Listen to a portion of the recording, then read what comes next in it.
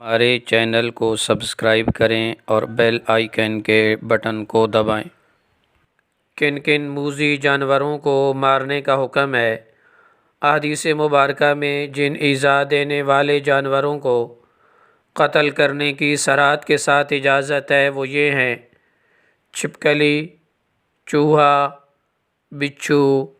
سانپ، چیل، کوا، کتا۔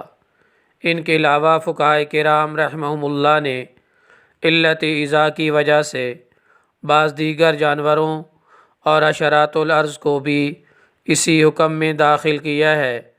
فقہائے کرام کے کلام کا خلاصہ یہ ہے کہ جو جانور طبعی طور پر موذی ہوں، تکلیف پہنچانے میں عموماً ابتدا کرتے ہوں، انہیں قتل کرنا ہر حال میں جائز ہے، حتیٰ کہ حالت احرام میں بھی انہیں قتل کرنے سے محرم پر کوئی دم وغیرہ نہیں آتا،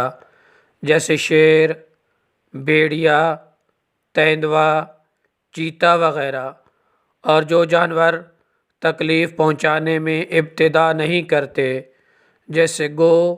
لومڑی وغیرہ، وہ جب کسی پر حملہ کریں تو ان کی ایذا سے بچنے کے لیے انہیں قتل کرنا جائز ہے، لیکن ایذا دینے والے جانوروں کو قتل کرنے میں بھی ایسا طریقہ اختیار کرنا چاہیے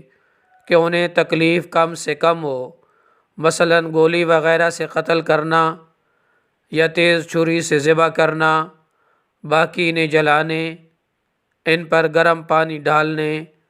یا ان کے اعضاء کاٹ کر تکلیف دے کر مارنے یا ضرورت سے زائد تکلیف دے کر مارنے کی بھی اجازت نہیں ہے۔ البتہ اگر موذی جانوروں سے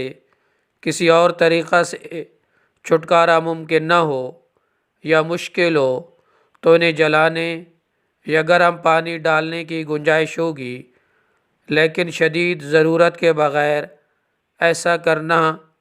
درست نہیں ہے۔ حضرت ابو ہریرہ رضی اللہ تعالیٰ عنہ سے روایت ہے، فرمایا کہ رسول اللہ صلی اللہ علیہ وسلم نے جس نے پہلے وار میں چھپکلی کو قتل کیا اس کو اتنی نیکیاں ملیں گی، اور جس نے دوسرے وار میں سے قتل کیا اسے پہلی مرتبہ مارنے سے کم اتنی نیکیاں ملیں گی، اور جس نے تیسرے وار میں اسے قتل کیا تو اسے دوسری مرتبہ مارنے سے کم اتنی نیکیاں ملیں گی۔ حضرت عائشہ رضی اللہ تعالی عنہ نبی کریم صلی اللہ علیہ وآلہ وسلم سے روایت کرتی ہیں، آپ صلی اللہ علیہ وسلم نے فرمایا، 5 ایذا دینے والے جانور ایسے ہیں جنہیں حرم میں بھی قتل کیا جائے گا: چوہا، بچھو، چیل، کوا اور کاٹنے والا کتا۔